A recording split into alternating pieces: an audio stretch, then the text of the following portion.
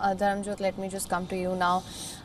Again, Dharamjot, if we could just bring our viewers up to speed with some of the key highlights of the press briefing.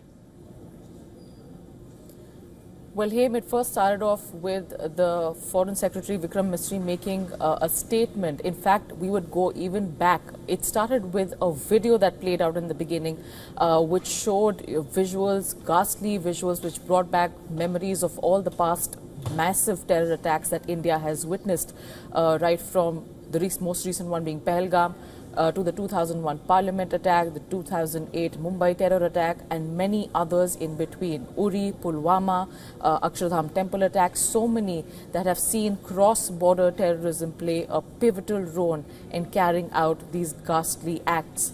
Now, after that, we heard from the Foreign Secretary about how this attack was carried out mainly to disrupt peace in the valley, to disrupt Jammu and Kashmir's growth that the Union Territory had been witnessing for the past few years.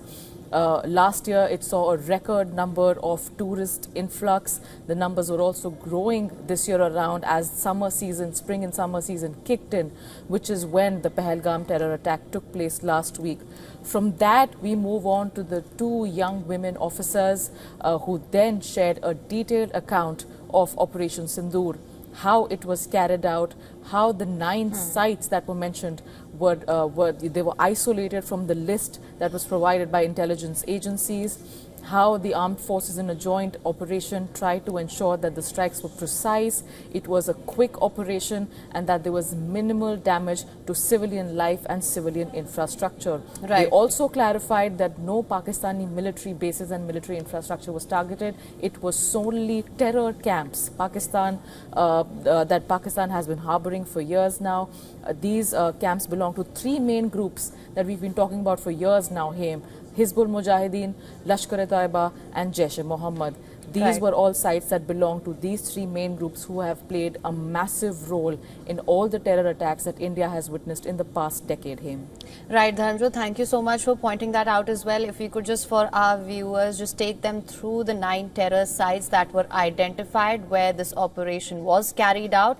I want to start by the sites in Pakistan, and Dharamjot, stay with me there. Just let me know if I'm getting this right. There was the Sarjal camp in Sialkot. Terrorists who killed 4 J&K police personnel in March 2025. They'd received training at this particular camp.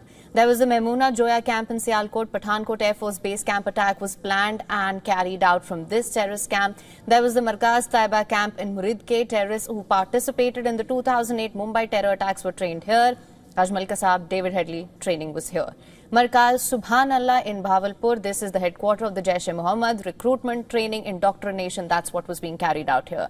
Then if we were to talk about the targets in Pakistan-occupied Jammu and Kashmir, Sawai Nala camp in Muzaffarabad, this was a training center for Lashkar-e-Taiba. Terrorists involved in October 20, 2024 attack in Sonmarg. October 24, 2024 attack in Gulmarg. Then the April 22nd, 2024 attack in Pahalgam. All of them trained here. There was a Sadna Bilal camp in Muzaffarabad. This was a staging area for Jaish-e-Mohammed. This was also a weapons, explosives and jungle survival training center. There's the Gulpur camp in Kotli. This was a base camp of the LET that was active in Rajauri and Poonch areas of Jammu. Attacks in Poonch on April 20, 2023 and June 9, 2024 were carried out by terrorists who were trained here specifically. Barnala camp in Bhimber.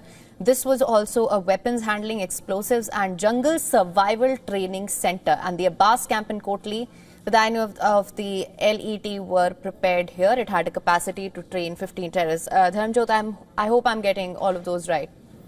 Absolutely, Haim. In fact, these were all the ones that you've rightly listed out. We first saw a list of about 21 terror camps that had been identified on the slideshow that was being shown. And out of them, these 9 were listed out. And the reason was given, well, there are 5 in Pakistan-occupied Kashmir, 4 in mainland Pakistan that were targeted for the fact that the armed forces wanted to ensure that there is minimal collateral damage when they're trying to carry out these precision strikes on the terror camps. But as you rightly listed them out, these are the camps that had been identified via multiple intelligence agencies. after which we saw an elaborate plan over the past 15 days. We've been talking, in the past 2 weeks how there's been a flurry of meetings, closed-door meetings, a lot of exercises and drills being carried out, a lot of deployment and redeployment, after which, and all of which has culminated into this precision strike that we are now calling as Operation Sindoor. All right. Well, Idris, let me just come across to you now. You mentioned how there have been 8 people killed in the Poonch sector and at least 30 people injured. This in the aftermath of Operation Sindoor. We've been seeing continuous shelling across the LOC. Also, Idris, I believe there was a security cabinet meeting that was to be held in Jammu and Kashmir. Chief Minister Omar Abdullah, who was set to chair the emergency cabinet meeting in Srinagar around. It was supposed to happen. What can you tell us about that, Idris? Well, the Chief Minister has just spoken to the media and he's shown concern especially about the people who live close to the line of control. There have been multiple incidents since the last 5 hours where civilian population has been targeted by the Pakistan Army, especially in Poonch as well as in Kupwara district, where at least 8 people have been killed and around 30 are injured. The Chief Minister has shown concern about that and also said that the state, the Union Territory needs to be prepared for any eventuality if at all something comes up. He's also said that India did not start this. It's the Pakistan Army's response who are basically trying to start a war with attacking the civilian population of Jammu and Kashmir.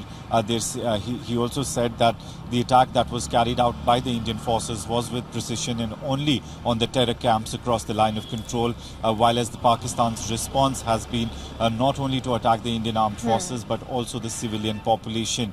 We've also heard that Chief Minister Omar Abdullah also spoke to the Home Minister Amit Shah a while back, while as the Lieutenant Governor of Jammu and Kashmir Manoj Sinha is also keeping a tab of the current situation across the line of control and international border. If we talk about the Poonch area, we've seen that from the last 7 hours there's been continuous shelling going on, massive shelling from the Pakistani side. The Indian side has been responding to it as well, but Pakistan has been targeting the civilian population in the Poonch area, where we've heard that 8 people have died so far.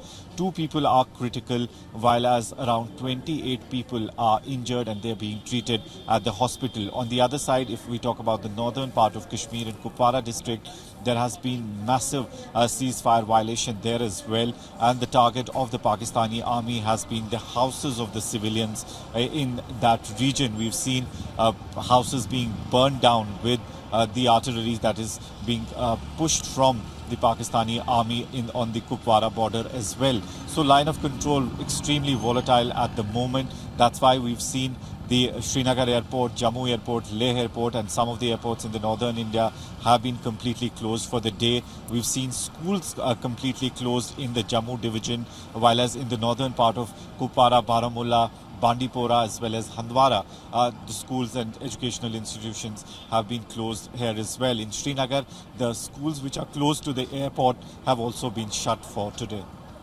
Right. All right, Dharamjot, you've heard all the updates from Idris as well. Again, just to point out here, no civilian casualties reported from the Pakistan side. If we were to go by what Colonel Sufia Qureshi and Wing Commander Vyomika Singh have said, it was a precision strike. They were very careful. There were specific buildings or there was a specific building or a group of buildings which were targeted. That is how well the operation was planned. No military establishments were targeted here. Though the nature of these attacks were non-escalatory, they are, of course, Indian side has shown that it is prepared for any sort of a misadventure or any sort of an eventuality. We circle back to the same question here. What will happen in the days to come and how will this unfold going forward? Does this really raise the spectre of an all-out escalation? And if so, does Pakistan realize that at this point it's a tough gamble for Pakistan and it cannot afford this fight perhaps? Well, that would be the logical conclusion here. But then if we go by past precedents, escalation, border escalation has always been a route that India's neighbor has chosen, despite better understanding and better alternatives available. And this has been a trend for the past few years now, or decades in fact, where India had, in the case of any terror attack, has sought response and cooperation from Pakistan to ensure that there is internal investigation and that the culprits are handed over, and that Pakistan's internal authorities find a course correction measure to at least curtail the terror activities going on in the country. But has that happened over the past few years? It hasn't, which is why we are back to where we were at square one when the Pahalgam terror attack happened. The cross-border infiltration, the cross-border terror activities do not end. And instead of coming to the table and solving it in a bilateral manner, we're seeing Pakistan take the same old route where one, it cries foul over the fact that, well, we're just as affected as you are, and two, it always tries to seek international intervention, which time and again has been reiterated by India and many of India's allies as well, that this is a bilateral issue. Absolutely. You're right, Dharamjot. Of course, we've been discussing this with experts as well. For some, they say that this is a face-saving battle. For some, it may appear to be a narrative battle. But we do know one thing for sure, Pakistan for sure cannot afford this fight. That being said, a retaliation, that is something India is prepared for.